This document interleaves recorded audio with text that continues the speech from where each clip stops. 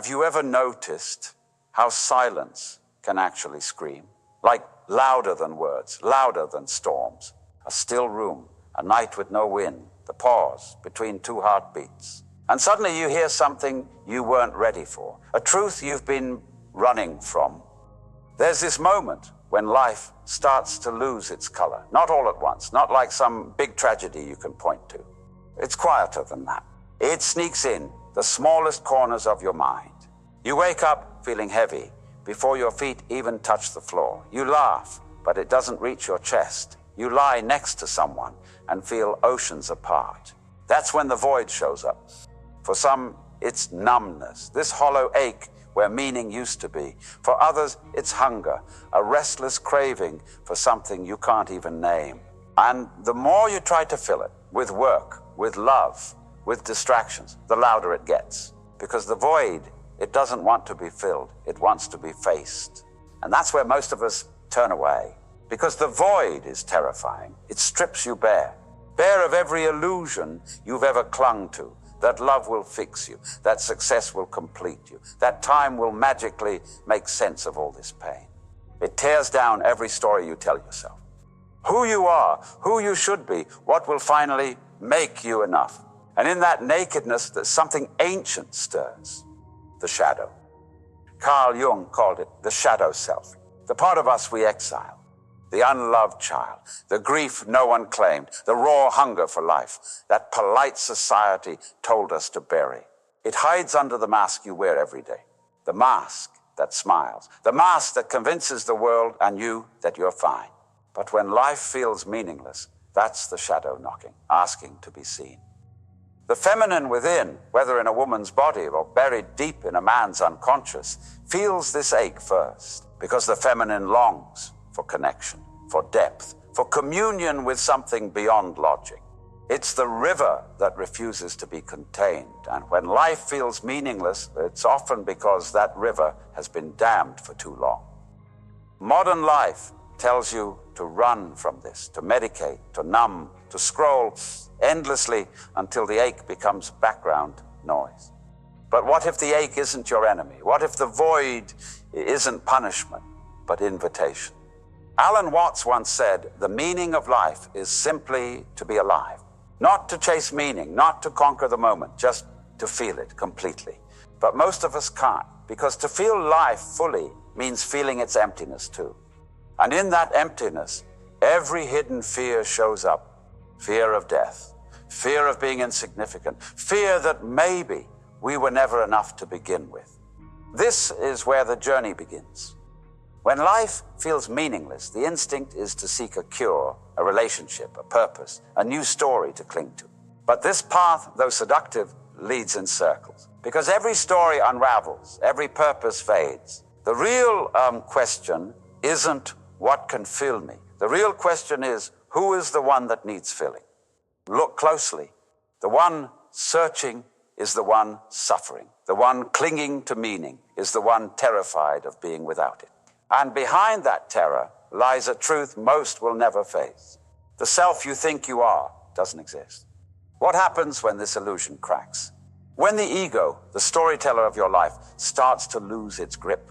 This is the threshold few ever cross because it feels like death. Not physical death, but ego death. The collapse of everything you thought you knew about you.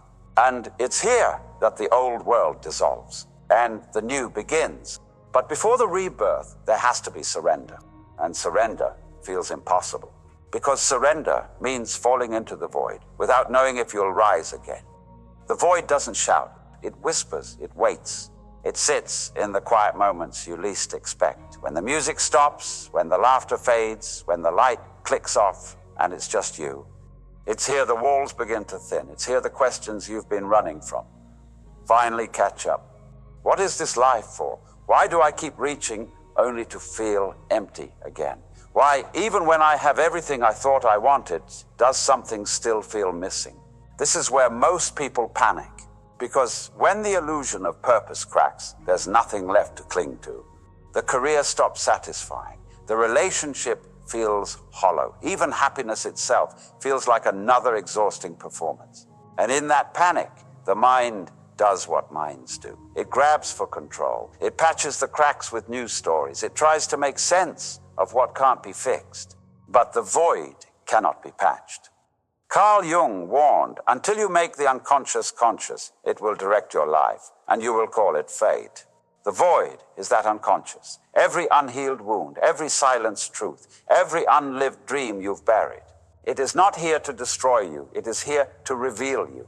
And yet, to face it feels unbearable. Because the void doesn't care about the image you've built, doesn't care about who you think you should be, doesn't care about your carefully crafted mask. It only cares about what's real. And what's real often hurts. The woman who spent her life pleasing others, becoming whatever would be loved, meets the truth she never loved herself. The man who built his worth on status, on strength, meets the truth that underneath it all, he feels fragile. The seeker chasing enlightenment meets the truth that even this chase is another escape, another way to avoid the unbearable intimacy of simply being alive. This is the crucible, where illusions burn, where identity dissolves, where the shadow finally steps into the light. Alan Watts described it as the moment you stop holding your breath and realize life isn't a problem to solve, but an experience to feel, even when it feels hollow. Because in that hollowness, you discover something terrifying and liberating.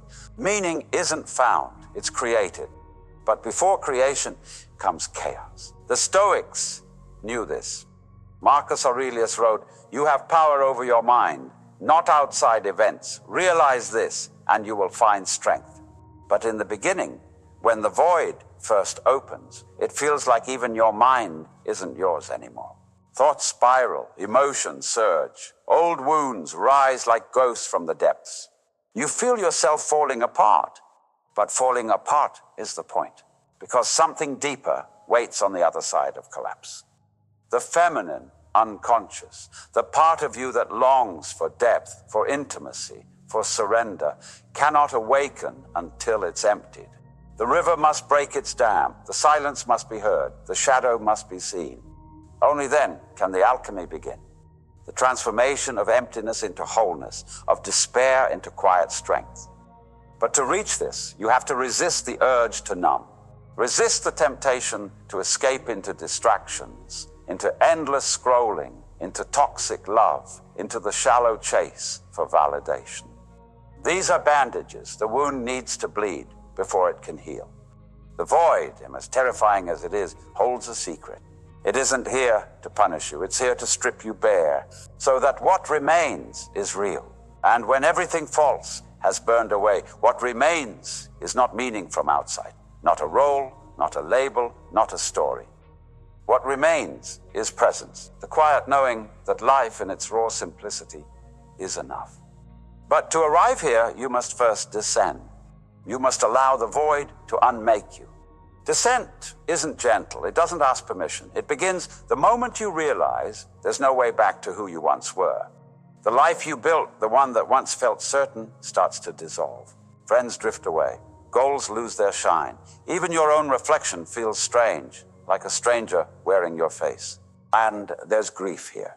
Grief for the person you used to be. Grief for the certainty you once had. Grief for the illusions that used to keep you warm. But this grief is holy, because the void is not only emptiness, it's purification.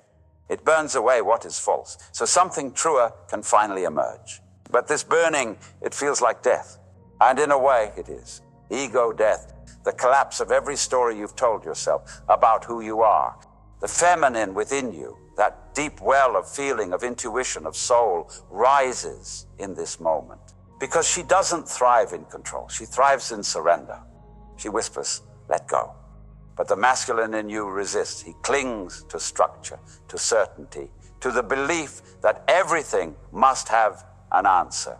And so begins the internal war between the part of you that wants to fall and the part that is terrified of falling apart.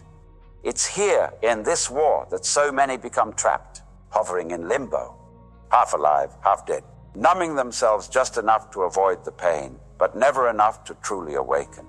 Chasing meaning in frantic circles, new relationships, new beliefs, new highs, always seeking something to quiet the ache. But the ache does not quiet. because it is not here to be silenced. The ache is here to teach you. Carl Jung called this individuation the journey toward becoming whole. Not perfect, not invincible, whole. And it begins the moment you stop running from the shadow and finally face it. Look into its eyes and ask, what are you trying to show me? The shadow reveals your hidden truths, the anger you never expressed, the grief you never allowed yourself to feel, the longing you buried because you feared it was too much, too needy, too vulnerable. It shows you the parts of yourself you abandoned just to be loved. And it demands that you love them now. This is the heart of the void. It is not meaningless. It is mirror. Alan Watts often spoke of life as a dance, not a journey towards some fixed point. There is no finish line, no prize waiting at the end. The meaning you crave is not something you'll find by searching. It's something you give by living. But to give meaning, you must first meet life raw and unfiltered. Its pain, its beauty, its fleeting nature. The Stoics knew this too. Seneca wrote, "We suffer more in imagination than in reality." And the void teaches this lesson ruthlessly. Most of your terror isn't from life itself, but from the stories you've wrapped around it. The story that you must always be happy, always progressing, that emptiness means you're broken. But what if emptiness isn't brokenness? What if it's a doorway? The feminine unconscious, the soul's quiet voice, invites you through that doorway. But she doesn't shout. She waits for you to listen, to stop clawing for meaning outside yourself and sink into the silence within. And in that silence, a glimpse of peace appears. Fragile, fleeting, but unmistakable. For when you finally stop resisting the void, something miraculous happens. It softens. You begin to see beauty in small things again. Sunlight on a wall, wind through leaves, the weight of your own breath. Life becomes less about answers and more about presence. And presence, strangely, begins to feel like enough. But the descent isn't over. Because as you sink deeper, you will face the greatest fear of all. Not the fear of death, but the fear of truly living without guarantees. Are you willing to live without control? Are you willing to love without demanding permanence? Are you willing to exist without knowing why? This is the threshold. Step through, and everything changes. Crossing the threshold feels like stepping into darkness without a handrail. There is no map here, no promise of arrival, only the raw pulse of existence echoing in your chest. And for the first time, you're not running. You're simply here. In this silence, the illusions unravel, one by one. The illusion that love will rescue you. The illusion that success will prove your worth. The illusion that meaning is something given to you from above, instead of something born from your own presence. Each illusion falls away like old skin, and beneath it, a strange clarity emerges, terrifying at first, but profoundly freeing. This is where the feminine awakens. Not the soft, performative feminine you've been sold, but the ancient feminine, the archetype of chaos, of depth, of unfiltered feeling. She's the part of you that refuses to numb, the part that aches for intimacy, not as escape, but as revelation. She rises from the unconscious, demanding wholeness, demanding that nothing be left in shadow.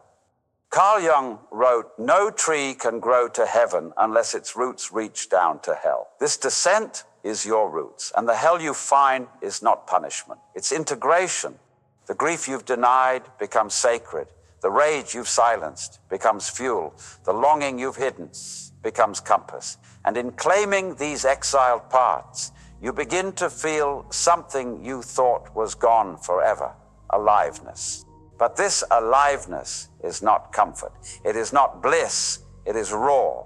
It is trembling. It asks you to stand without armor, to open without knowing if you'll be met. It asks you to risk everything, pride, certainty, even identity, for the sake of being real. The Stoics called this amor fati, the love of fate. Not acceptance as resignation, but acceptance as embrace. Life, with all its emptiness and unpredictability, is no longer something to endure, but something to dance with. Alan Watts described this moment as waking from the myth of separation, realizing you were never apart from life to begin with, the self you mourned, the meaning you chased, the void you feared. They were all part of the same illusion, that you were ever separate from the flow. When this illusion dissolves, what remains is quiet wonder. Not because you figured it out, but because you no longer need to. And this is where love begins to shift. The woman who has met her own shadow no longer begs to be completed. She doesn't mold herself to be chosen, doesn't trade authenticity for belonging. She sees that the intimacy she craved with another must first be given to herself, not in isolation, but in integration. And the man who descends into his own depths no longer seeks control as proof of worth. He no longer fears the chaos of feeling, no longer resents the feminine within him. He meets her, he listens, and in that listening, he becomes whole. This wholeness does not make love unnecessary. It makes love truer, no longer a desperate search for validation, but a meeting of equals, two whole beings, choosing to share their fullness, not fill their lack. But here lies the paradox. The void never leaves. It remains quiet and vast, woven into the fabric of being itself. But what changes is your relationship to it. It is no longer enemy, no longer monster in the dark. It is the space from which meaning is born, the womb of creativity, the silence beneath every song, the still point from which life dances. And this is liberation. When life feels meaningless, the mind screams for answers, but the soul whispers, be here, in the ache, in the beauty, in the mystery that will never be solved, only lived. Because the void is not absence, it is possibility. And in embracing it, you discover the quiet truth that was waiting all along. You were never empty, you were simply learning how to feel. She no longer waits to be seen, she sees herself, and that changes everything.